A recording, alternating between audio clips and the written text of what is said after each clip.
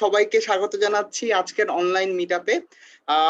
আপনারা অলরেডি জানেন পপি আপু যখন শুরু করেছেন, পপি আপু একটি ইন্ট্রোডাকশন দেওয়া শুরু করেছিলেন, কিন্তু আমার মনে হয় সেই ইন্ট্রোডাকশনটি আপনাদের অনেকে শুনতে পাননি। তো আমি আবার ইন্ট্রোডাকশন থেকে শুরু করছি। আজকে আমাদের সাথে যে অতিথি রয়েছেন অরমা দত্ত, উনি একজন বাংলাদেশি সমাজ এবং মানবাধিকার কর্মী। আমরা তার দাদার পরিচয় সম্পর্কেও কিছুটা জানতে পারি। তার দাদা ছিলেন ধীরেন্দ্রনাথ দত্ত, পাকিস্তানের জাতীয় পরিষদ এর একজন সদস্য ছিলেন এবং বাংলাকে পাকিস্তানের একটি রাষ্ট্রভাষা হিসেবে উপস্থাপনকারী প্রথম ব্যক্তি তিনি ছিলেন। তার সম্পর্কে আমরা আরো জানতে পারি তিনি private rural initiative programme PREP ট্রাস্টের একজন নির্বাহী পরিচালক। 2012 সাল থেকে তিনি হিন্দু বিবাহ আইনের খসড়া অনুযায়ী হিন্দু বিবাহ নিবন্ধনকে একটি বাধ্যতামূলক করার দাবি নিয়ে অনেকদিন ধরে তিনি কাজ করছেন এবং তার পাশাপাশি তিনি সংখ্যালঘুদের অধিকার এবং তাদের সম্পত্তি নিয়েও দীর্ঘদিন ধরে কাজ করে যাচ্ছেন। 2016 সালে তিনি বাংলাদেশ সরকার কর্তৃক বেগম রোকেয়া পদকে ভূষিত হন এবং এই পদকটি তিনি বাংলাদেশের মাননীয় প্রধানমন্ত্রী শেখ হাসিনা থেকে গ্রহণ করেন। 13 মে 2017 সালে তিনি তার পিতার পক্ষে কুমুদিনী ওয়েলফেয়ার ট্রাস্ট কর্তৃক দানবীর রণদার প্রসাদ স্মৃতি সম্মাননা ও স্বর্ণপদক গ্রহণ করেন। তিনি বর্তমানে বাংলাদেশ জাতীয় সংসদের নারী আসন 11 একজন সংসদ সদস্য। তাকে অসংখ্য ধন্যবাদ জানাচ্ছি আজকের এই অধিবেশনে মিটআপটিতে তিনি আমাদের শিশুদের মধ্যে রয়েছেন। আমাদের সাথে আজকে আরো রয়েছে 20 জন মেয়ে শিশু, যারা কিনা আমাদের এই বাংলাদেশ প্রজন্ম সংসদে যে 300টি আসনে যে কর্মকাণ্ড হয় সেখান থেকে সবচেয়ে বেশি অংশগ্রহণকারী তারা ছিলেন এবং তারা সব সময় আমাদের নীতি নির্ধারণ এবং নীতি নির্ধারণের যে কর্মসূচিগুলো আমরা করে থাকি তারা সব সময় এগিয়ে চলে আসে। আমরা সবার শুরুতেই জানতে চাই অনমা দত্ত ম্যামের কাছ থেকে যে আজকের এই অনুষ্ঠানে আসতে পেরে আপনার অনুভূতি আসলে কেমন লাগছে, আপনি কেমন বোধ করছেন? সাবির, শামিমা, সাবির, সঞ্জিদা, সুমাইয়া এবং আমার খুব প্রিয় কল্লোল কুমার চক্রবর্তী আমার ভাই এখানে উপস্থিত আছেন। এই একটা অত্যন্ত গুরুত্বপূর্ণ একটা সংলাপের কারণে ইউনিসেফের সহায়তায় আমরা আজকে একটা সংলাপ করব। তো আমার খুব ভাল লাগছে কোন ব্যাপারে জানো? আমার ভাল লাগছে যে আমার নতুন প্রজন্ম আমাদের থেকে যে টেক ওভার করলে, তোমরা যে you have taken over from us, এই ইস্যুগুলো যখন আমাদের নতুন প্রজন্ম যখন সামনে নিয়ে আসে তখন কিন্তু এটার তাৎপর্য এবং গুরুত্ব আরেক মাত্রায় চলে যায় এবং সেটারই আমার কাছে মনে হয়েছে যে এটা অত্যন্ত একটা মানে অসাধারণ প্রয়াস যে আজকে আমি আমার নতুন প্রজন্ম কাছে সামনে মুখোমুখি হচ্ছি এবং আমি নিজে চ্যালেঞ্জ ফিল করছি যে তারা যে আমাকে প্রশ্ন করবে আমি কতটুকু তাদেরকে স্যাটিসফাই করতে পারবো।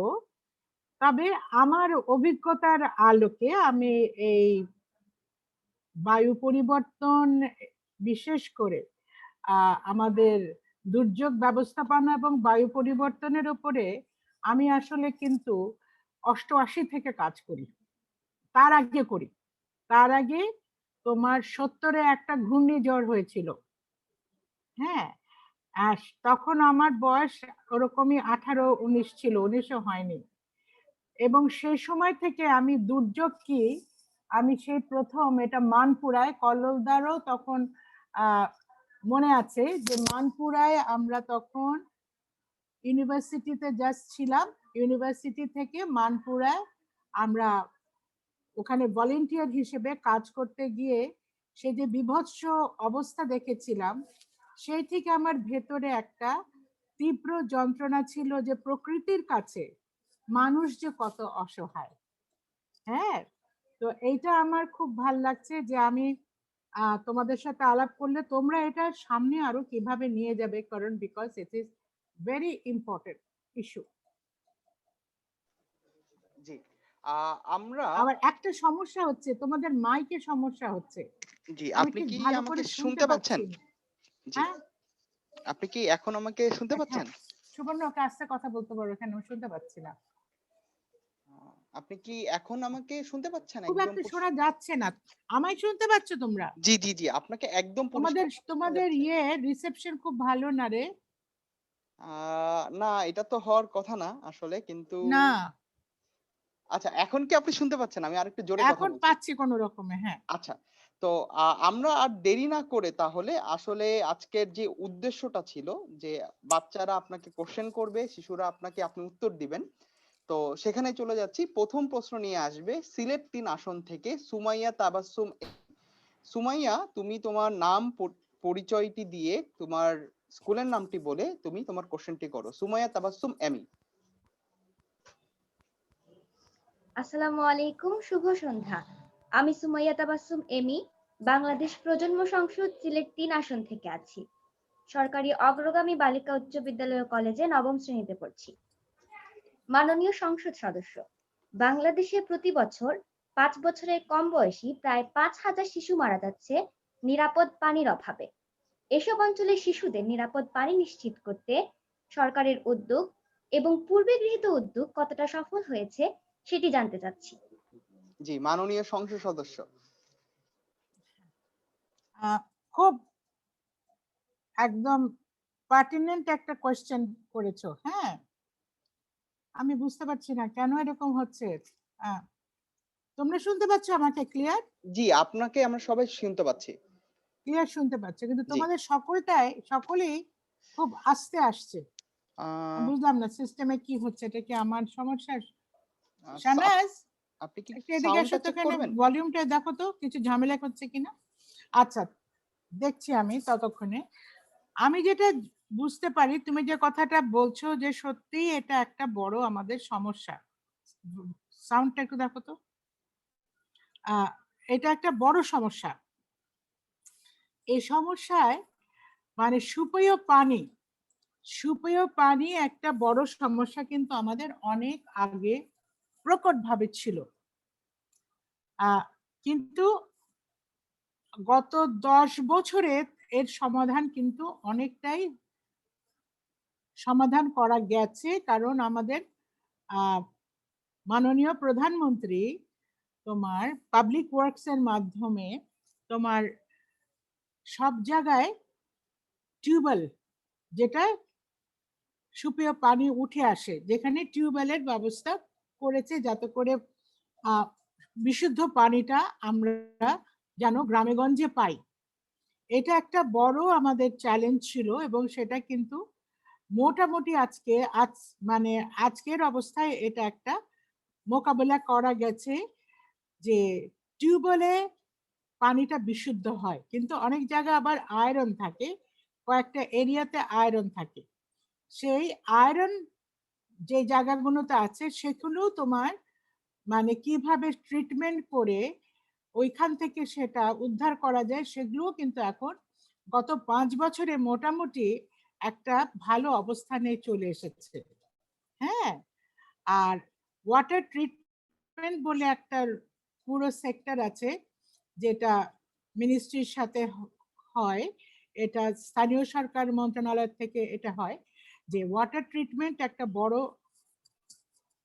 জায়গা, যেটা প্রত্যেকটা আমরা ডিস্ট্রিক্ট লেভেলেও দেখি যে কিভাবে পানি বিশুদ্ধকরণ করা, এবং সেই বিশুদ্ধ পানি যেন মানুষ যেন ঠিক মতো পায় এবং সেটা যেন সেবন করে, কারণ পানি তো হলো জীবন। এটা কিন্তু সরকার গভীরভাবেই এটা হাতে নিয়েছে, একটা অনেক বড় কার্যক্রমের মাধ্যমে কিন্তু এটা চলছে। জি। মাননীয় সংসদ সদস্য, আপনাকে ধন্যবাদ। আমরা পরবর্তী প্রশ্নে চলে যাচ্ছি। ফরিদপুর ৪ আসন থেকে প্রশ্ন করবে মেহজাবিন হোসেন দিবা। মেহজাবিন হোসেন দিবা, তুমি তোমার প্রশ্নটি করে ফেলো। শুভ সন্ধ্যা, সবাইকে ধন্যবাদ। ফরিদপুর ৪ আসন থেকে ফরিদপুরের বাংলাদেশ জেনারেশন অফ পার্লামেন্টের সদস্য, ফরিদপুর সারদা সুন্দরী বালিকা উচ্চ বিদ্যালয়ে পড়াশোনা করছি। তো মাননীয় সংসদ, আপনার কাছে প্রশ্নটি হচ্ছে এটি যে প্রতি বছর বন্যায় আমাদের প্রাথমিক ও মাধ্যমিক বিদ্যালয়গুলো বন্ধ থাকে, এতে আমাদের শিক্ষার্থীদের পড়াশোনা সম্পূর্ণ অচল হয়ে যায়। তো এই ঝুঁকি এড়াতে কি করা যায় বা সরকারের পদক্ষেপগুলো কি? ধন্যবাদ। ধন্যবাদ। খুবই গুরুত্বপূর্ণ প্রশ্ন, যে যখন স্কুলগুলো শেল্টার হিসেবে ব্যবহার করা হয়, তাই না? মানে বিশেষ করে দুটো কারণে হয়। একটা হলো পানির তলায় অনেকটা জায়গায় তলিয়ে যায়, আবার অনেক জায়গায় স্কুলগুলো একটু উঁচু জায়গায় থাকে বলে এটা আমাদের শেল্টার হিসেবে ব্যবহার করা হয়। যে যারা বিশেষ করে দক্ষিণ বাংলার, তোমাদের এদিকেও যেখানে পানিটা খুব বেশি থাকে, বন্যা যখন হয় তখন প্লাবিত হলে তখন একেবারেই একটা কঠিন অবস্থায় পড়ে, তখন কি হয় কি ওই স্কুলগুলো হলো বেস্ট শেল্টার হিসেবে আসে। তো তখন এটার জন্য আমরা কি অল্টারনেটিভ ব্যবস্থা করতে পারি? তখন আমাদের একটাই অল্টারনেটিভ ব্যবস্থা এখন যেটা হচ্ছে, যে অনলাইন শিক্ষা। এখন যে অনলাইন শিক্ষা হচ্ছে, এই যে করোনা ক্রান্তিকালে, যেটা আমাদের জানা ছিল না, এবং যখন এই বন্যা দুর্যোগের সময় আসে তখন আমাদেরকে চিন্তা করতে হবে যে আমাদের অনলাইন শিক্ষাটা নেওয়া একটা। আরেকটা হলো যে আমাদের স্থানীয় সরকারের যে অফিসগুলো আছে, হ্যাঁ, সেখানেও এরকম ক্লাস নেওয়া যেতে পারে। যে স্থানীয় সরকারের যে মিটিং রুম আছে বা অফিস রুম আছে, সেখানে যার যদি পরীক্ষা সামনে থাকে তাহলে সে সময় ওখানে অবশ্যই ওইখানে ক্লাস নেওয়া যেতে পারে। আরো নিতে পারে ওইখানে স্থানীয় সরকারের ওইখানে অনেক ভালো বড় বড় অডিটোরিয়ামে আছে, ওইখানে জেলা পরিষদে অডিটোরিয়াম আছে। তো আমরা এরকমই চিন্তা করতে পারি যে অডিটোরিয়াম গুলোতে আমরা তখন ক্লাসগুলো আমরা অল্টারনেট ভাবে চিন্তা করতে পারি। এটা একটা ভালো বুদ্ধি বলেছো, আমরাও এটা একটু আলাপ করতে পারি। Very good question. এবং এটার সাথে আরো চিন্তা করা যাবে, বাট দ্যাটস মানে ইমিডিয়েট আমার মনে হয়েছে যে এই ধরনের ব্যবস্থা সহজেই নেওয়া যায়। ধন্যবাদ মাননীয় সংসদ সদস্যকে। পরবর্তী প্রশ্ন ঢাকা 13 আসন থেকে মেহরিন মোর্শেদ। ধন্যবাদ। আমি মেহরিন মোর্শেদ, বাংলাদেশ প্রজন্ম সংসদের ঢাকা 13 আসনের একজন সদস্য। বর্তমানে আমি ঢাকা সিটি কলেজে অধ্যয়নরত রয়েছি। মাননীয় সংসদ, আমার প্রশ্নটি হচ্ছে, জলবায়ু পরিবর্তনের ফলে বিভিন্ন প্রাকৃতিক দুর্যোগ থেকে শিশুদের খাদ্যাভ্যাস পরিবর্তন, বাসস্থান পরিবর্তন ইত্যাদির ফলস্বরূপ দেখা যাচ্ছে যে তারা তাদের একটা অনিশ্চয়তার মধ্যে তাদের জীবনটা পড়ে যাচ্ছে। এমত অবস্থায় নিরাপদ বায়ু সেবন, স্বাস্থ্যকর বায়ু সেবন, টিকা গ্রহণ, পরিষ্কার পরিচ্ছন্নতা ও অন্যান্য স্বাস্থ্যবিধি মেনে চলার যে তাড়না, সেটা কিভাবে সৃষ্টি করা যায় বলে আপনি মনে করছেন? এটা তো খুব একটা গুরুত্বপূর্ণ প্রশ্ন তুমি করেছো। ডেফিনেটলি এটা হলো যে এইখানে স্বাস্থ্যর যে সমস্যাটা দেখা যায়, যে আজকালকার বাচ্চারা কয়টা বাচ্চা একটু বলো তো, বা তুমি নিজেকে ধরো, তুমি কতবার তোমার স্কুলে তুমি খেলা করেছো, বা কলেজে তুমি এখন আছো তো সিটি কলেজে, ওখানে কি কোনো জায়গা আছে, মাঠ আছে খেলবার? নেই, তাই না? নেই। আচ্ছা, তো আগে এক সময় ছিল স্কুল বা কলেজ হতে হলেই কিন্তু খেলার মাঠ ছিল অপরিহার্য। আর এখানে কিন্তু আবারও এখানে যেহেতু তুমি ঢাকা শহরে আছো, এখানে কিন্তু সুলতানা কামাল হেলথ কমপ্লেক্সও আছে, যেমন ধানমন্ডিতে আছে। তারপরে বড় তোমার আমাদের সব থেকে সুন্দর জায়গা আছে তোমার রমনাতে। তো এইখানে মানুষ আসে, যারা একটু বয়স্ক তারা আসে হাঁটতে। তো আমি একটু অবাক হই যে কেন শিশুরা কেন আসবে না, তোমাদের মতো যারা ছেলে মেয়ে আছে, যারা টিনেজার, তোমরা কেন এই ধরনের খেলাধুলাতে তোমরা সম্পৃক্ত হচ্ছ না? কারণ এখন স্পোর্টস কমপ্লেক্সও আছে অনেক, এবং বিশেষ করে আমাদের মাননীয় প্রধানমন্ত্রী তরুণ প্রজন্মকে স্পোর্টসের দিকে নানাভাবে উদ্বুদ্ধ করছে। তুমি দেখো আজকাল বাংলাদেশে কিন্তু মেয়েদের ক্রিকেট টিমও আছে, রাইট? মেয়েদের ফুটবল টিম আছে, তারা কিন্তু দেশে বিদেশে গিয়ে প্রাইজও নিয়ে আসছে, তাই না? তার মানে ছেলে মেয়েদের, তোমাদের বয়সের বাচ্চাদেরকে উদ্বুদ্ধ করা হচ্ছে যেন তোমরা খেলাধুলায় আরো মনোনিবেশ করতে পারো, না হলে ঘরে থেকে সারাক্ষণ ফেসবুক টিপে আর তোমার ওই যে একটু পর পর কি বলে ফ্রেঞ্চ ফ্রাইজ খেয়ে তাহলে তো শরীর খারাপ হয়েই যাবে। আর আজকালকার বাচ্চারা যেমন এটা কার দোষ বলতে পারবো না, তারা ফাস্ট ফুডের প্রতি অত্যন্ত আসক্ত, এত আসক্ত যে বলার না। হ্যাঁ, বাড়িতে মা তো সুন্দর করে রান্না করে দেবে, বলবে যে না তো এটা তোমারটা ভালো হয়নি, না কিনা পচা 3 দিনের বাসি ওই কি বলে বার্গার গিয়ে ওইখান থেকে খাবে। এখন তাতে করে কি হয়, বাচ্চাদের শরীর সমানে নষ্ট হয়ে যাচ্ছে। আরেক শ্রেণীর বাচ্চা আছে যে অনেকটা ফার্মের মুরগির মতো তৈরি করা হয়েছে না, সারাক্ষণ মা বা বিশেষ করে মা ঠুসে ঠুসে খাওয়ায়। আচ্ছা, এমন ঠুসে খাওয়ায় কিন্তু তাদের কোনো এক্সারসাইজের কোনো বা কোনো বিনোদনের জন্য তারা কোনো চেষ্টা করে না। কোথাও বাচ্চারা খেলে না, কোথাও সাইক্লিং এ যায় না, কোথাও সাঁতারে কাটতে যায় না।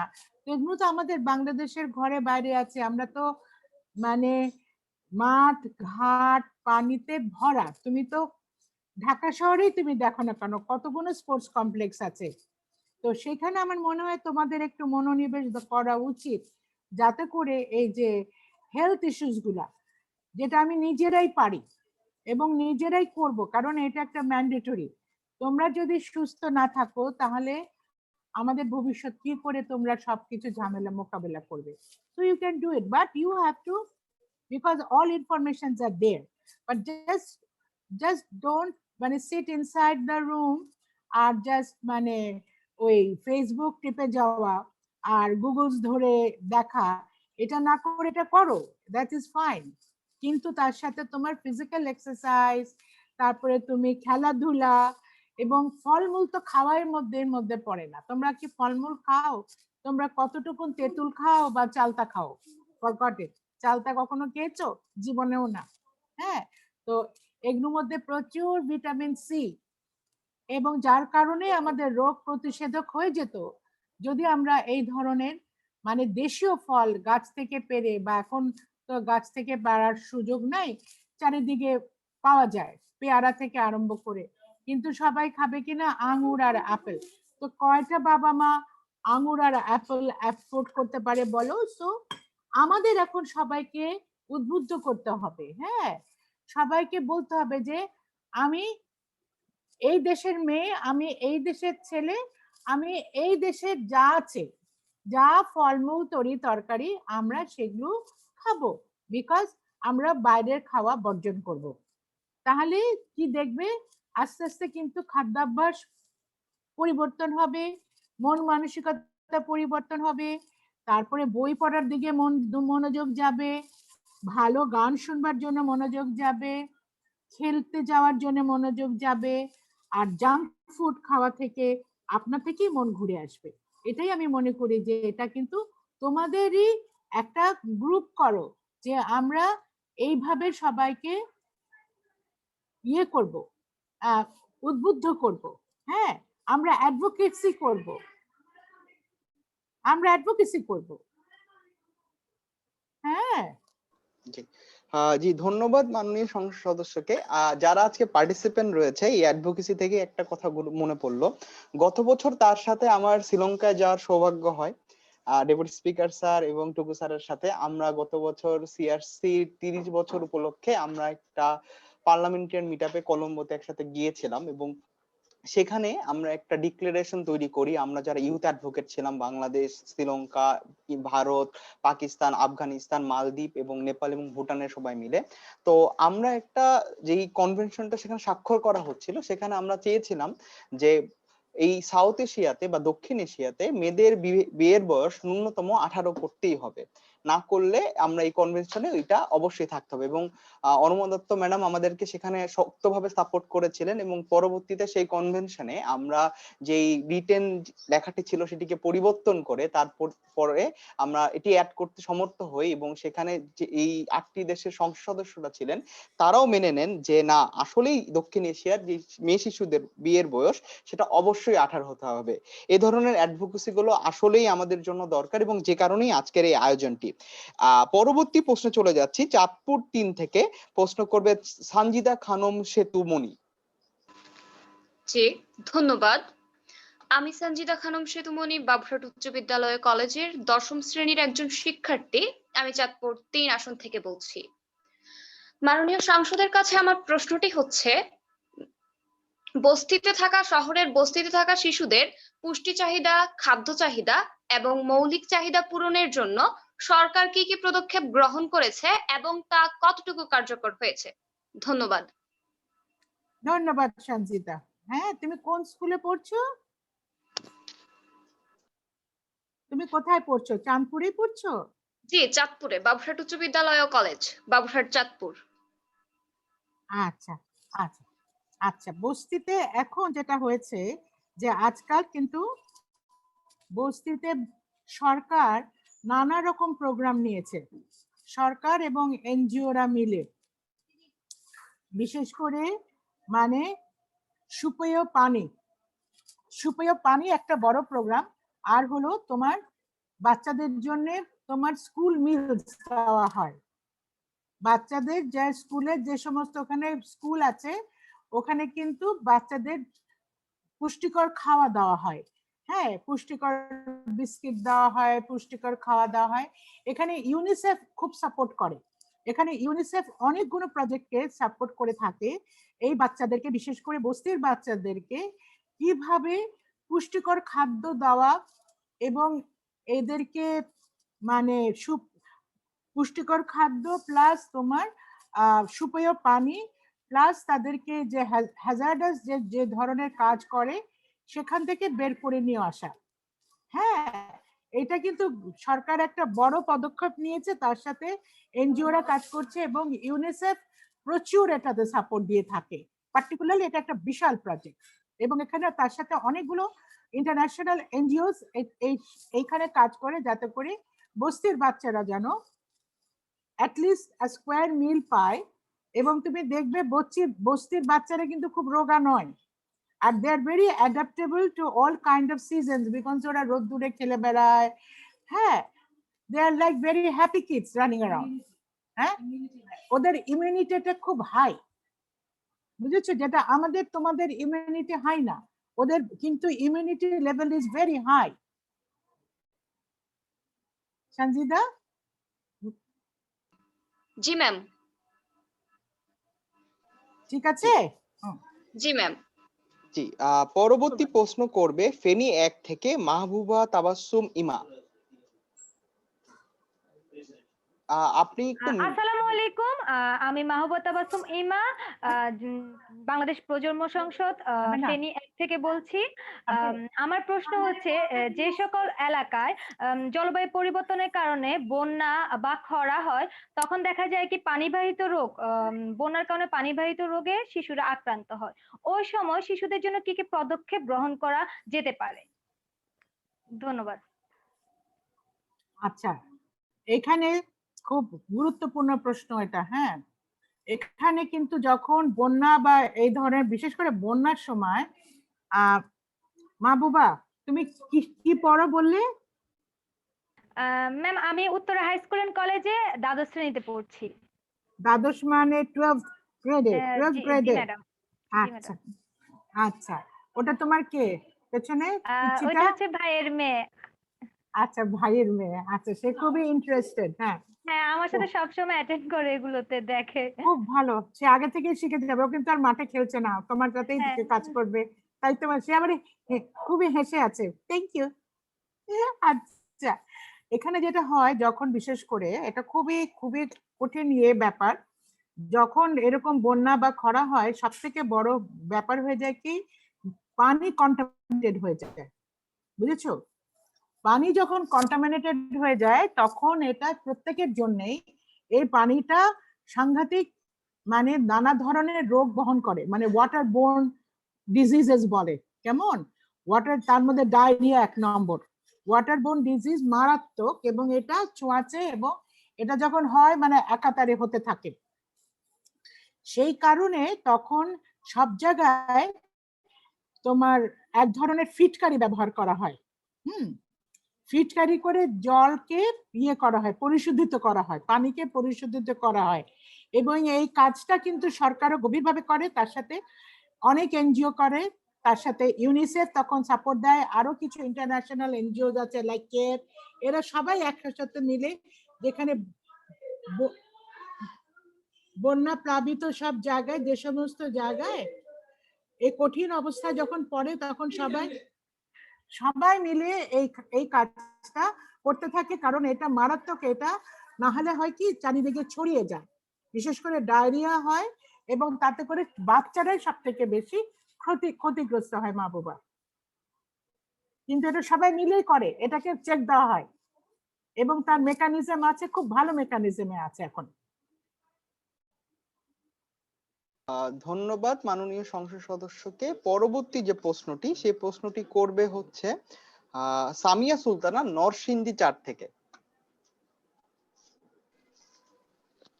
সামিয়া। আমি সামিয়া সুলতান, নরসিংদী 4 আসন থেকে বলছি। আমি নরসিংদী মডেল কলেজে পড়ি।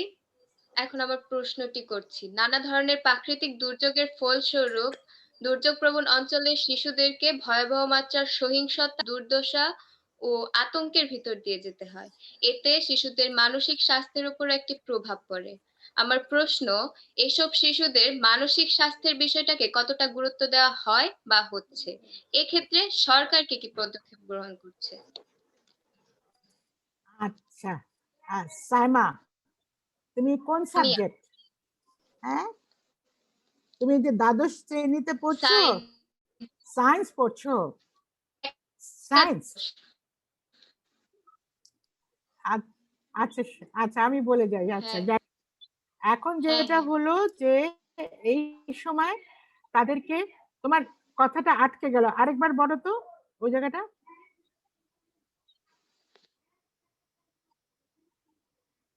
এখানে তাদের শিশুদের মানসিক স্বাস্থ্যের বিষয়টাকে গুরুত্ব দেওয়া হয়, আমি বলছি এইখানে এই সময় নানা রকম বিপর্যয় ঘটে। তখন তারা প্রথমত ঘর বাড়ি থেকে, আসল ঘর বাড়ি থেকে তারা বেরিয়ে আসতে হয়। ম্যাক্সিমামই তোমার ধরো এই দিকটা হলো সাউথ বেঙ্গলে, তোমার সাতক্ষীরা থেকে আরম্ভ করে বরিশাল, পটুয়াখালী, হ্যাঁ, এই পুরো জোনটা, খুলনা তোমার ধরে বাগেরহাট, এই জায়গাটা, পুরো এই জোনটা সাউথ বেঙ্গলটা হয় কিনা, ওখানে হয়, তোমার ঝামেলা হয়, নানা ধরনের দুর্যোগ ওখানে রেগুলার হয়। তারপরে এই ধরনের ঘটনা যখন হয়, বিশেষ করে জলোচ্ছ্বাস যখন হয়, তখন এরা বাধ্য হয় তোমার মানে প্রচুর এলাকা প্লাবিত হয়ে যায়। প্লাবিত হলে ওরা তখন এই ধরনের তাঁবুতে, শেল্টারে থাকে, হ্যাঁ, এই বাঁধের উপরে শেল্টারে থাকে। তখন বিশেষ করে কন্যা শিশুদের ব্যাপার সবাই খুবই মানে এটা একটু হুমকির মুখে থাকে দেখে সবাই, মানে সরকার এবং এনজিওরা মিলে এবং এলাকার মানুষজন মিলে সবাই দেখে যেন বাচ্চাদের যেন কোনো ক্ষতি না হয়, কিশোরীদের। হ্যাঁ, 1 নম্বর হলো যেন ওয়াটার বোর্ন ডিজিজ, ডায়রিয়া না হয়, এটা একটা চেক দেওয়া। আরেকটা হলো তাদের মানসিক, তারা বিকজ তারা সবকিছু হারিয়ে ফেলে না, তার ঘর বাড়ি, তার আদরের মুরগিটা, তার আদরের গরুর বাছুরটা, হ্যাঁ, তখন তারা খুব আপসেট হয়ে থাকে, কারণ ওই ছাগলটা তার খুব ছোট, ছাগলটা তার খুব অ্যাটাচ ছিল, সে জলোচ্ছ্বাসে কোথায় ভেসে গেল সেটার জন্য কাঁদতে থাকে। তখন ওই সময়টা বিশেষ করে বাবা মারা তো একটা বড় রোলই নিয়ে থাকে, কিন্তু এখানে অনেক ভলেন্টিয়ার আছে, গভর্নমেন্ট থেকে আজকাল নানা ধরনের এই ধরনের কাজ করে, কারণ ডিজাস্টার প্রিপেয়ারনেস এবং ডিজাস্টার ম্যানেজমেন্ট বলে দুটো বড় বড় প্রোগ্রাম আছে, যেটা একেবারে উপজেলা লেভেল থেকে গভীরভাবে কাজ করে। এবং বাংলাদেশের এই কাজটির জন্য পৃথিবী কিন্তু বাংলাদেশ কিন্তু প্রশংসিত যে কিভাবে এই ধরনের মোকাবেলা করে, বিশেষ করে মানে ছোট বাচ্চা থেকে কিশোর কৈশোর থেকে বৃদ্ধ পর্যন্ত, এবং যারা ডিসেবল, কারণ তারা বৃদ্ধ ডিসেবল এটা ক্যাটাগরিক্যালি এরাই হলো সব থেকে বেশি ভালনারেবল, বুঝেছো? তাই কারণে তাদের জন্য স্পেশাল প্রোটেকশন, স্পেশাল অ্যাটেনশন দিয়ে থাকা হয়। জি, পরবর্তী প্রশ্ন নিয়ে আসবে ঢাকা 6 আসন থেকে তাসনিয়া ইসলাম সাবরিন। গুড ইভিনিং এভরিওয়ান, আমি তাসনিয়া ইসলাম সাবরিন, ঢাকা 6 আসন থেকে বর্তমানে সিদ্ধেশ্বরী গার্লস কলেজে পড়াশোনা করছি। মাননীয় সাংসদের কাছে আমার প্রশ্নটি হচ্ছে, জলবায়ু পরিবর্তনের শিকারে মেয়ে শিশুদের সুস্বাস্থ্য ও পুষ্টি নিশ্চিতকরণে সরকারিভাবে কোনো উদ্যোগ গ্রহণ করা হয়েছে কি? বর্তমানে করোনাকালীন সময়ে তাদের জন্য কি কি পদক্ষেপ গ্রহণ করা হয়েছে? ধন্যবাদ। আচ্ছা তাসমিয়া, তুমি এখন তো কলেজে যাচ্ছ? তুমি কি আমি কলেজে বর্তমানে বাসায় বসে অনলাইন ক্লাসে অংশগ্রহণ করছি। ভেরি গুড, আমি এটাই প্রশ্ন করছি। এখন বাসায় বসে অনলাইনে ক্লাস করছো, তেমনি তোমার মতো লাখো কিশোর কিশোরী শিশুরা বাসায় বসে অনলাইনে পড়াশোনা করছে, অপেক্ষা করছে যে কখন স্কুলটি আমার, কলেজটি আমার খুলবে। কিন্তু এখনো পরিস্থিতি আসে নাই যাতে করে স্কুল বা কলেজ খোলার মতো অবস্থায় আসে নাই, কারণ সরকারের 1 নম্বর এজেন্ডা হলো যে প্রত্যেকটি মানুষের, প্রত্যেকটি শিশুর, প্রত্যেকটি কিশোর কিশোরীর, প্রত্যেকটি বৃদ্ধ বৃদ্ধার প্রত্যেকের জীবনটাকে এনশিওর করা। কেমন? জীবন থাকলে আর তো সবকিছু হবে।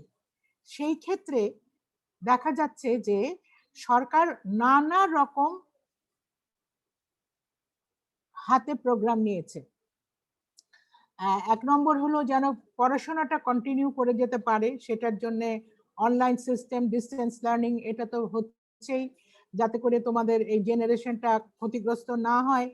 কিন্তু কিছু করার নাই, কারণ এটা আমাদের হাতে না। পৃথিবীর সবাই কিন্তু এই অবস্থায় সম্মুখীন হয়েছে, কিন্তু Bangladesh is in a better position. আমি যখন দেখছি, সব জায়গায় ম্যাপিং করে দেখলাম যে বাংলাদেশের যে কন্টিনিউয়াসলি পড়াশোনাটা অনলাইনে চলছে, এবং যেভাবে বর্তমান সরকার এটার উপরে গুরুত্ব দিয়ে, বিশেষ করে মাননীয় প্রধানমন্ত্রী এবং আমাদের শিক্ষামন্ত্রী যেভাবে এটাকে জোর দিয়ে নিয়ে যাচ্ছে, এটা কিন্তু একটা বিরল দৃষ্টান্ত। তো সেই ক্ষেত্রে আমাদের এই দুর্যোগকালীন যে অবস্থা হয়েছে, সেই অবস্থাতে যেটার জন্য আমরা কেউ প্রস্তুত ছিলাম না, এই যেহেতু আমাদের কোনো প্রস্তুতি ছিল না, সেই কারণে আমাদের নতুন করে ইনভেন্ট করতে হচ্ছে, এটাকে বলে রি-ইনভেন্টিং হুইলস, যেটা আমাদের অভিজ্ঞতার আলোকে আমরা শিখছি। আর তোমরা যারা নতুন প্রজন্ম, তোমরাও শিখছো যে কি ধরনের অল্টারনেটিভ ভাবে তোমাদের জীবনটাকে চালিয়ে নিয়ে যাওয়া যায়। হ্যাঁ, এখানে আমরা সবাই দেখছি যে আমরা চ্যালেঞ্জের মোকাবেলা হয়েছে, এবং এই চ্যালেঞ্জটা আমরা সবাই মিলেই মোকাবেলা করছি, এবং সরকার মানে কঠিন ভাবে চেষ্টা করছে যে কিভাবে কত রকম করে আমাদের নতুন প্রজন্ম, আমাদের কি শিশু বালক বালিকা শিশুদের মতো ভাবে রেখে তাদের জীবনটাকে অতিবাহিত করা যায়।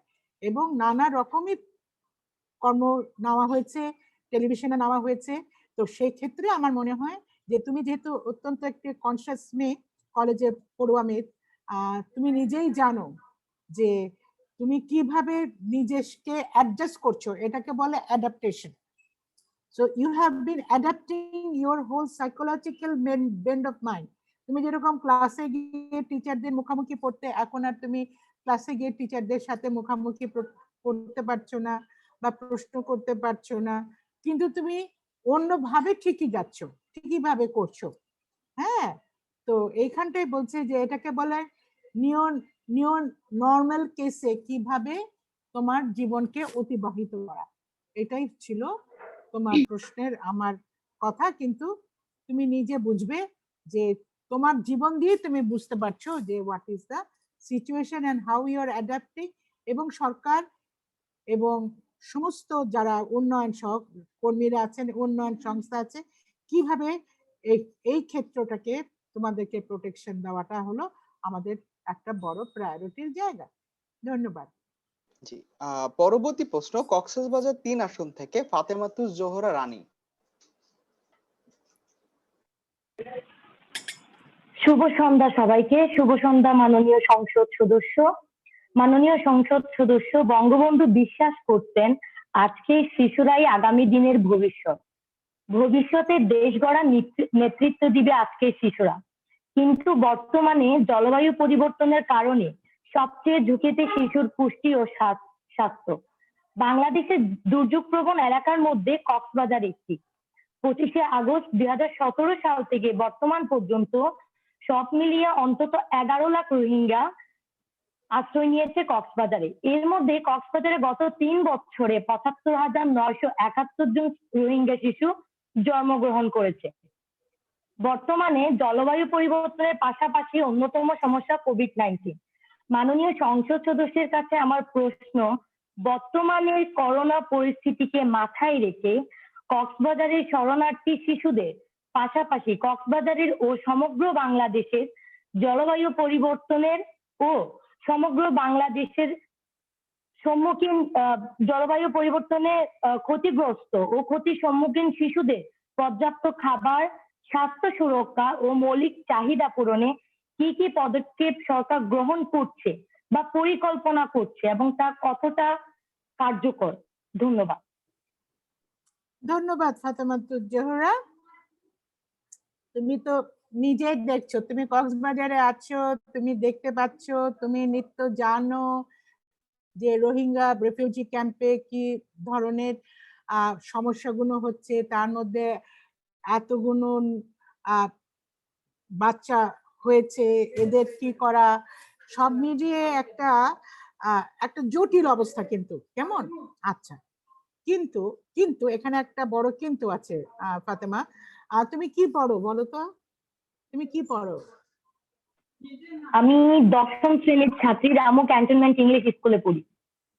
আচ্ছা, তুমি স্কুলে কোন ক্লাসে পড়ো? 10ম? 10ম শ্রেণী।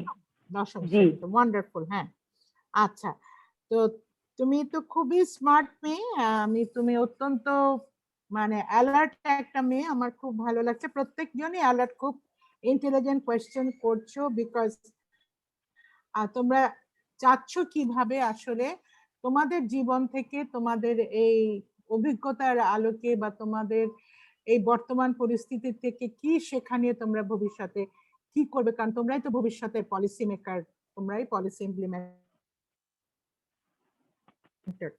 ইট is for all, we all know. এবং বাংলাদেশ সরকার সহ বহু তোমার ডোনার্সরা ওখানে কিন্তু কাজ করছে, ক্যাম্পসে গভীরভাবে কাজ করছে, এবং তাদের খাদ্য, পুষ্টি, নানাভাবে জিনিসগুলো দেখার চেষ্টা হচ্ছে, ইনক্লুডিং তাদের শিক্ষাটা পর্যন্ত, তাদেরকে কিভাবে মেইন স্ট্রিমে আনা যায়। কিন্তু তারা মেইন স্ট্রিমে আসতে রাজি নয়। কেমন? এখন তারা রোহিঙ্গা ভাষায় পড়তে চায়। এখন রোহিঙ্গা ভাষায় মানে ওই ভাষায় পড়তে গেলে ওই কারিকুলার তৈরি করা, তারপরে ওই ওই ওই লেভেলের টিচার ট্রেনিং দেওয়া, এটা একটা বড় একটা বিশাল একটা জগৎ। এটা it's like opening A Pandora's box. কিন্তু সেই কারণেই চেষ্টা হচ্ছিল যে তাদেরকে ডেফিনেটলি যে শিক্ষাটা যেন আসে, শিশুরা যেন শিক্ষাটা পায়, বেসিক ফান্ডামেন্টাল শিক্ষাটা পায়। তাদের স্বাস্থ্যের ব্যাপারেও কিন্তু অনেক নজরদারি দেওয়া হচ্ছে, অনেক তাদের প্রচুর তাদের জন্য খাওয়া দাওয়া। ডোনাররা, ইউনিসেফের তো বিশাল কাজ ওখানে, হ্যাঁ, মানে হিউজ কাজ। মানে তাদের মেজর ফোকাসটাও হলো রোহিঙ্গা ক্যাম্প, এবং ইউনিসেফের এটাই হলো বৈশিষ্ট্য, তার বিউটিটা হলো যেখানেই এই ধরনের ক্রাইসিস হয় বা তোমার কনফ্লিক্ট জোন হয়, ওইখানে গিয়ে কিন্তু তোমার ইউনিসেফ সব থেকে বেশি কাজ করে। কার জন্য? শিশুদের জন্য, যেন শিশুরা প্রোটেক্টেড থাকে, শিশুদের গায়ে যেন আঁচড়টি না লাগে। কেমন? তো আমি একটা ছোট প্রশ্ন করি, দেখি মালালা বলে কাউরি নাম শুনেছো? মালালা বলে একটি মেয়ে। জি জি ম্যাম। শুনেছি, মালালা ইউসুফজাই, পাকিস্তানি। হ্যাঁ হ্যাঁ, আচ্ছা, মালালার নাম সর্বকনিষ্ঠা নোবেল বিজয়ী। রাইটো। এখন তোমরাও তো সর্বনিষ্ঠা নোবেল বিজয়ী হতে পারো। মালালা যদি পারে তো তোমরা পারবে না কেন?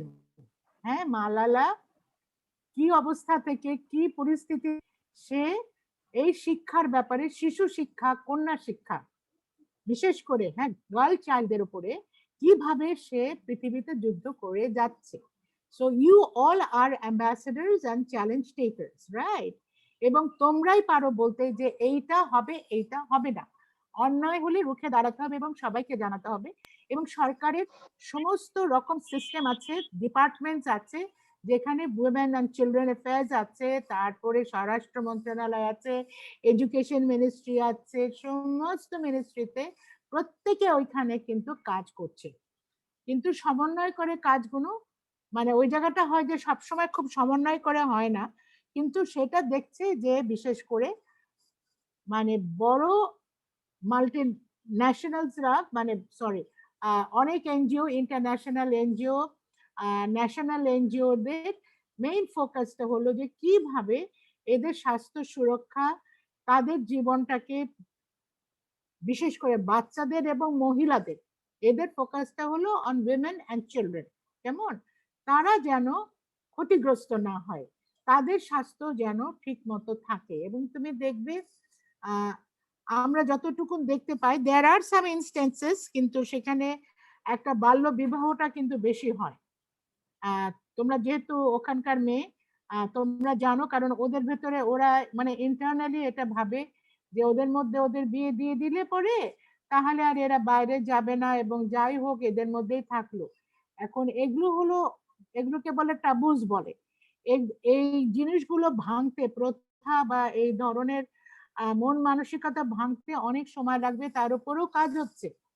সো দ্যাট যে পরিষ্কার করে তাদেরকেও বোঝানো হচ্ছে যে তোমার সন্তানটি is an asset to the society, to the nation and also to the globe. So তুমি এই ধরনের কাজ করো না, যাতে করে তোমার বাচ্চাটি যেন আসল লেখাপড়ার দিকে মন দিতে পারে, তার স্বাস্থ্যের দিকে যেন আমরা সবাই খেয়াল করছি কত খাবার হয়। আমি গেছি কক্সবাজারে, আমি এই ব্যাপারে কাজ করেছি, আমি দেখেছি যে তোমার নিউট্রিশিয়াস বিস্কিট যেগুলো ডোনাররা দিয়েছে, ইউনিসেফ এনেছে, আরো কেয়ার, আরো অনেকে এনেছে, এগুলো বাজারে সয়লাভ হয়ে গেছে। কেন? কেমন? ওই বাচ্চাদের বিস্কিট কিন্তু বাজারে সয়লাভ হয়ে গেল তাদের জন্য যে খাওয়া, কারণ ওদেরকে আমরা জিজ্ঞেস করেছি বলে আর কত খাবে, ওদের ভাষাটা আমি বুঝি না, কিন্তু ট্রান্সলেট করে বললো আর কত এই এই কি বলে স্বাস্থ্যকর বিস্কিট খাবে। এখন এইটা বোঝাতে হবে যে এইটাই হলো একটা ফুল মিল, এটার মধ্যে একটা বাচ্চা খেলে পরে কত তার নিউট্রিশনের জায়গাগুলো, অভাবগুলো পূরণ করা যায়, তাই না? তো এই জায়গাগুলো আমাদের রেডিও, তারপরে টেলিভিশন, এগুলো অনেক ব্যবহার করতে হবে। আর তোমরা যারা আছো, তোমরা যেরকম ভলেন্টিয়ার হিসেবেও কাজ করতে পারো অ্যাজ অ্যাম্বাসেডর অফ ইউনিসেফ, তাই না ফাতেমা? All the best. জি ম্যাম, বুঝতে পেরেছি। Thank you ma'am. You welcome. জি, আমরা পরবর্তী প্রশ্নতে চলে যাচ্ছি। আমাদের পরবর্তী প্রশ্ন করবে কাবা কাউসিন আরিসা, বরিশাল 1 থেকে।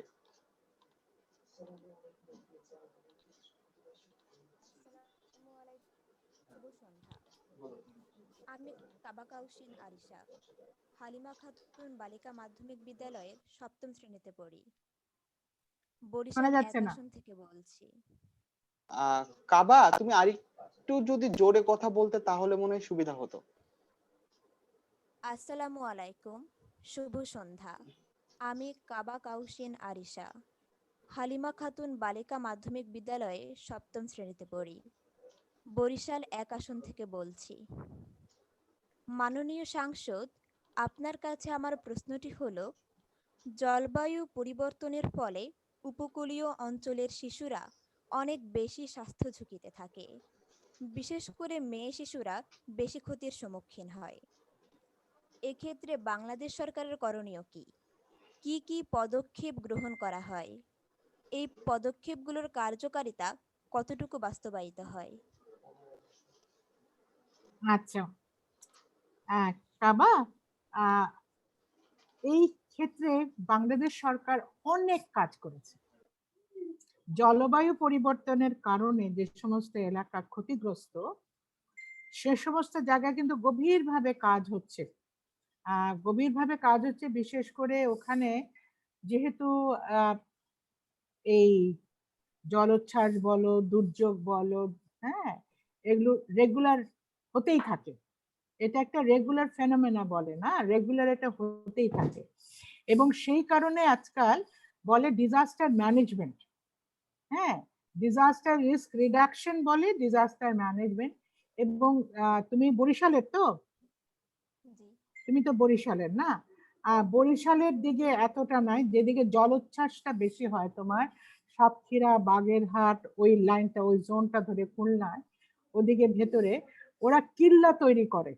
মানে যখন এই ধরনের জলোচ্ছ্বাস হয়, আগে যেরকম আমরা দেখতাম মানে হাজার হাজার মানুষ শিশু সহ, এটা ভীষণই মানে করুণা এবং মানে মানে চোখে দেখা যায় না, মানে মানে ভেতর একদম মানে ফেটে যায় যে বাচ্চা, বিশেষ করে মহিলা এবং বাচ্চারাই ভেসে চলে যায় বেশি, তাই না, বৃদ্ধ, মহিলা এবং বাচ্চা, এবং তাদের লাশগুলো ঘুরে ঘুরে আবার ফিরে আসে। এখন কিন্তু সেটা দেখবে না, একটা দুটা ছাড়া আজকাল এত ভালো তোমার আমাদের ডিজাস্টারের উপরে কাজ হচ্ছে বাংলাদেশ সরকার, মানে এটা মানে বলার মানে অপেক্ষা রাখে না। যার কারণে প্রধানমন্ত্রী প্ল্যানেট 2020 কিন্তু বাংলাদেশের জন্য প্রাইজ নিয়ে এসছেন, যে বাংলাদেশ কিভাবে দুর্যোগ মোকাবেলা করছে এবং বিশেষ করে দুর্যোগ কবলিত এলাকায় শিশু, মহিলা, মানুষদেরকে কেমন করে এখান থেকে, সেই অবস্থান থেকে যেন আগে যেরকম ছিল সেই রকম যেন আর না হয়, সেটা না হয় না, তার জন্য সব রকম ব্যবস্থা করা আছে। সেখানে ওষুধ, যদি মানে ওই দিকটা তো তুমি যাওনি, যেমন গভীরভাবে মাইকিং হয়, সিগন্যাল দিতে থাকে, মাইকিং হয়, সবাইকে, গরু, বাছুর, মানুষ, বৃদ্ধ সবাইকে নিয়ে আসে সাইক্লোন সেন্টারে, কেমন। তারপরে ওইখানে থাকার পরে যখন সাইক্লোনটা চলে যায়, সেখানে ওষুধ, তারপরে তোমার বিশেষ করে পানির ফিল্টারেশন যেগুলো করতে হয়, খাওয়া, বাচ্চাদের জন্য স্পেশাল অ্যারেঞ্জমেন্ট, এগুলো সমস্ত গভর্নমেন্ট কিন্তু করছে। এবং যার কারণে গভর্নমেন্ট পুরো পৃথিবীতে প্রশংসিত হয়েছে তার এই কার্যক্রমের জন্য। So we are very proud that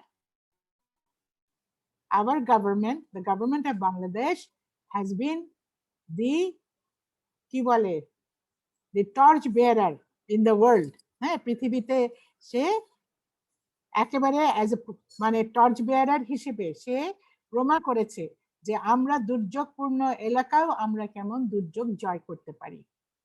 ধন্যবাদ। আমরা আজকের যে অনলাইন মিটআপ সেটার একদম শেষ সময় চলে এসেছি। আমরা চেষ্টা করব আরো কিছু প্রশ্নের উত্তর দেওয়ার, যদি সময় পাই আমরা। আজকে এর পরবর্তী প্রশ্ন নিয়ে আসছে ফারাহ হাসান, রংপুর 5 আসন থেকে।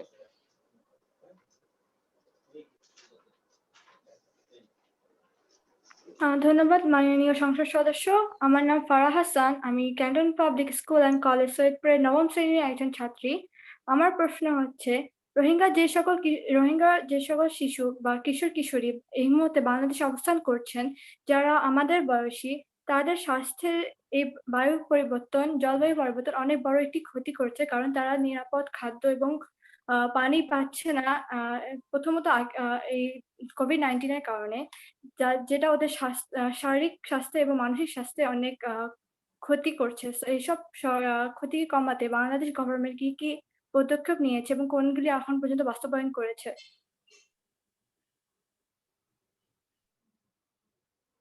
আচ্ছা ফারা, তুমি রংপুর থেকে, রাইট? তুমি রংপুর থেকে বলছো? জি। আচ্ছা আচ্ছা আচ্ছা, গুড। তুমি যে এই প্রশ্নটা করলে যে তোমার অনেক মানে এই জলবায়ু পরিবর্তনের কারণে কি কি নেগেটিভ ইম্প্যাক্ট হয়েছে বা সরকার কি ধরনের মানে পদক্ষেপ নিয়েছেন, এটা যে প্রশ্নটা এসছে, এটাই শুনে আমাদের মনে হচ্ছে যে না, আমাদের নতুন প্রজন্ম অনেক এগিয়ে, যার কারণে আমাদের আর বেশি চিন্তার কারণ নেই। সরকার এক্ষেত্রে আমি বলতে পারি যে রোহিঙ্গাদের জন্য অনেক বড় প্রজেক্ট নিয়েছে। রোহিঙ্গাদের ব্যাপার পৃথিবীতে, কারণ এটা একটা কঠিন একটা বিষ ফোড়ার মতো, হ্যাঁ, যে পাশের দেশটা অমানবিকভাবে এবং অন্যায়ভাবে নিরপরাধ মানুষগুলোকে, শিশু সমেত, মহিলা, বৃদ্ধ সমেত ঠেলে পাঠিয়ে দিল তার বাসস্থান উচ্ছেদ করে, তাদেরকে মেরে ধরে। এখন আমাদের দেশটাও জনসংখ্যা বহুল, কেমন আমরা নিজেরা যুদ্ধ করছি, তার মধ্যে যখন এই ধরনের সমস্যা হয়, এটা কিন্তু দেখা যায় এটা একটা বিরল দৃষ্টান্ত। এবং আমাদের মাননীয় প্রধানমন্ত্রী শেখ হাসিনা, যেহেতু উনি 1971-এ মুক্তিযুদ্ধের সময় ওনারা নিজে এই অবস্থার মোকাবিলা করেছেন, তাই জন্য জানেন যে যখন রিফিউজি হয়, শরণার্থীদের আলাদা করে দেখতে হয়। শরণার্থীরা একটা কঠিন অবস্থায় পড়ে, যাদের জন্য স্পেশাল কেয়ারও লাগে, স্পেশাল ব্যবস্থা, স্পেশাল প্রোগ্রাম সব লাগে। সেই ক্ষেত্রে এইখানে এই জলবায়ু পরিবর্তনের ব্যাপারটা, প্লাস আমরা দেখছি যে জলবায়ুর পরিবর্তনে যে পরিবর্তনগুলো আসছে, প্লাস রোহিঙ্গা ইস্যুস গুলাকে নিয়ে সরকার অনেকগুলো পদক্ষেপ নিয়েছে এবং প্রত্যেকটাই কার্যকরী। এবং তার সাথে কিন্তু বলতেই হবে যে সাহায্য সংস্থাগুলা, বিশেষ করে ইন্টারন্যাশনাল ইউএন বডিজ এর মধ্যে ইউনিসেফ তো 1 নম্বর, তারপরে ইউএনডিপি, তারপরে ইউএনএফপিএ, তারপরে WHO, world health organisation, CARE, এরকম জাস্ট নেম এনিওয়ান, যারা সবাই মিলে সম্মিলিতভাবে কাজ করছে, কেমন। আর একটা জায়গা আমরা বলতেই পারি যে আমাদের প্যারিস, এটা তো ছোট তুমি মানুষ, যে প্যারিস এগ্রিমেন্টটা যেহেতু এটা বাস্তবায়ন করছে না বড় দেশগুলো, তার অন্তরায় হয়ে দাঁড়িয়েছে, যার কারণে আমরা কিন্তু সব থেকে বিপদে পড়েছি, যারা ছোট দেশ আমরা, এবং বিশেষ করে যারা আমরা জলবায়ুর মানে এই কঠিন অবস্থার মধ্যে, আমরা যেহেতু এই জোনটা আমাদের খুবই হলো মানে ডিজাস্টার প্রোন জোন, হ্যাঁ, বিশেষ করে প্রাকৃতিক ভাবে আমরা খুবই একটা ঝুঁকিপূর্ণ অবস্থায় আছি। এবং তাদের কারণেই, কারণ আমরা ঝুঁকিগুলো কমাতে পারি না, কারণ তারা সহায়ক হচ্ছে না। তবে আমরা মোকাবেলা করে যাচ্ছি, আমাদের সরকার করে যাচ্ছেন, এবং পার্টিকুলারলি একদম আলাদা করে দেখছে মহিলাদের কি দরকার, পুরুষদের কি দরকার, বৃদ্ধদের কি দরকার, শিশুদের কি দরকার, কিশোরদের কি দরকার, কিশোরীদের কি দরকার। এবং তার সাথে আমি আবারও বলছি যে ইউনিসেফ এর সাথে গভর্নমেন্টের অনেকগুলো কাজ চলছে, যেটা পৃথিবীতে একটা বিরল দৃষ্টান্ত হয়ে আছে। এবং সেটা থেকেই কিন্তু ইউনিসেফ আরো এই ধরনের ডিজাস্টার প্রোন সিচুয়েশনে বাচ্চাদের কি করতে হয় সেসব কাজ তারা কিন্তু আফগানিস্তান বা পাকিস্তানেও তারা কিন্তু নিয়ে যাচ্ছে। সেটা কিন্তু আমাদের অবস্থার পরিপ্রেক্ষিতে দেখতে যে বাংলাদেশ যদি পারে তাহলে কেমন করে আমরা সরকারের সাথে কাজ করি, সেটারই সমন্বয় ভাবে কিভাবে ওইসব দেশে যেখানে এই অবস্থার মধ্যে পড়েছে তাদেরকে কিভাবে সুরক্ষা করা, এটাই ছিল একটা বড় জায়গা, যেটা আমাদের সরকার গভীরভাবেই করছে। জি, ধন্যবাদ মাননীয় সংসদ সদস্যকে। আমরা আজকের যে অনুষ্ঠানটি সেটির একদম শেষে চলে এসেছি, এবং যেহেতু আমরা একদম শেষে চলে এসেছি, আমি আপনাকে জিজ্ঞেস করতে চাই যে আপনারা যে রিয়েল যে সংসদটি তে যান, যেখানে কিনা আমরা দেশের রাজনীতিগুলো পরিচালনা হয়, নীতিগুলো তৈরি হয়, সেখানে কি এরকম প্রশ্নগুলো কি আপনি ফেস করেন কিনা, নাকি এদেরকে যদি, আমাদের শিশুদেরকে যদি আপনাদের সাথে ওখানে ফেস টু ফেস আরো অংশগ্রহণ করানো যেতে পারে, সেখানে আপনারা আরো কঠিন কঠিন প্রশ্নের উত্তর জবাব দিতে পারবেন কিনা, আপনার কি মনে হয়? সাবির, তুমি খুব একটা স্ট্র্যাটেজিক একটা জিনিস তুলেছো। It's a super thing you have just raised. I think যে এই লেভেলের ইয়াংস্টারদেরকে নিয়ে এসে যদি আমাদের সম্মুখীন করা হয়, এটা একটা কিন্তু বিশালভাবে একটা প্রত্যেককেই নাড়া দেবে। আর পলিসি মেকিং লেভেলেও আমরা আবার গভীরভাবে চিন্তা করতে পারবো যে ওদের চোখ দিয়ে, ওদের লেন্স দিয়ে, ওদের আন্ডারস্ট্যান্ডিং দিয়ে, হ্যাঁ, ওদের কনসান্স থেকে, ওদের ভেতরের আবেগ থেকে, ওদের অবস্থান থেকে যে জায়গাগুলো বলাটা, সেই বলাটার আঙ্গিকে আমাদের আরো কি ভবিষ্যতে করণীয়, এটা আমাদের দেশের জন্য খুব ভালো হবে। I think it will be a wonderful গেস্টার if you bring them along and have like a dialogue with numbers of member of the parliaments with this level of youngsters, very bright youngsters. জি, মাননীয় সংসদ সদস্য, আপনাকে অসংখ্য ধন্যবাদ। বাংলাদেশ প্রজন্ম সংসদ 2018 সাল থেকেই আমরা এইভাবেই করেই কাজ করে যাচ্ছি। আমাদের যে আপনি গত জানুয়ারি মাসে আমাদের যে জাতীয় অধিবেশন ছিলেন, সেখানে কিন্তু আপনি একটি রাউন্ড পরিচালনা করেছিলেন, যেখানে সবাই তাদের পলিসি গুলো নিয়ে নিজেদের বক্তব্য উপস্থাপন করেছে। আপনি জেনে অবশ্যই খুশি হবেন, এই আগামী 13, 14 এবং 20 নভেম্বর, যদিও কোভিড-19 চলছে, আমরা যদি সামনাসামনি করতে পারতাম, আপনাদের সাথে আবার ওদেরকে যদি দেখা করাতে পারতাম, অনেক ভালো হতো। কিন্তু তারপরও আমরা জুমে অনলাইনে ন্যাশনাল ক্লাইমেট সামিট আয়োজন করছি, যেখানে বাংলাদেশের 300টি সংসদ আসন থেকে আমাদের শিশুরা যারা প্রতিনিয়ত কাজ করছে, টাস্ক পালন করছে, সেখান থেকে 300 শিশু সেখানে অংশগ্রহণ করবে এবং সেখানে আগের মতনই মক পার্লামেন্ট হবে, যে মক পার্লামেন্টে শিশুরাই জলবায়ু পরিবর্তন নিয়ে নিজেরাই আইন নিয়ে কথা বলবে, প্রশ্ন তুলবে এবং সেই আয়োজনগুলোতে অংশ নেবে। আপনাকে অসংখ্য ধন্যবাদ আজকে আমাদেরকে আপনার কঠিন ব্যস্ততম সময়ের মধ্যে আমাদেরকে একটু সময় দিয়েছেন, সেটির জন্য। আমরা আশা করছি আমরা ভবিষ্যতে যে ধরনের কর্মকাণ্ডগুলো পরিচালনা করব সেখানেও আপনাকে পাবো। এবং যারা আমাদের অনুষ্ঠানটি দেখছেন তাদের জন্য একটি গুরুত্বপূর্ণ ঘোষণা রয়েছে, সেটি হচ্ছে আগামী শনিবার এবং 20 তারিখের পরবর্তী যে শনিবার 21 তারিখে আমাদের কোনো অনলাইন মিটআপ হবে না। আমরা আবার 28 তারিখ থেকে অনলাইন মিটআপটি শুরু করব এবং এর মধ্যে আপনারা জাতীয় ক্লাইমেট সামিট বা শিশুদের যে জলবায়ু সামিটের কথা আমরা বলছি, সেটি লাইভ গুলো ফেসবুকে দেখতে অবশ্যই ভুলবেন না। সবাইকে অসংখ্য ধন্যবাদ আজকে লাইভ আসার জন্য সংসদ সদস্যকে এবং যারা অংশ নিয়েছেন, যাদের কোশ্চেন গুলো আমি আজকে নিতে পারিনি। আমি শুরুতেই বলেছি, তোমরা কিন্তু আমাদের এই বাংলাদেশ প্রজন্ম সংসদের যে যতগুলো মেয়ে প্রতিযোগী রয়েছে বা অংশগ্রহণকারী রয়েছে, তাদের মধ্যে সেরাদের সেরা। এবং তোমাদের কাছে কিন্তু অলরেডি ফোন কল চলে গিয়েছে 13-14 তারিখের অনুষ্ঠানটিতে আসার জন্য, এবং আমরা আশা করছি তোমাদেরকে সেখানেও আমরা পাবো। সবাইকে অসংখ্য ধন্যবাদ আজকের এই সেশনটিতে আসার জন্য। অনেক অনেক অনেক ধন্যবাদ সাবির। তোমাকে আমি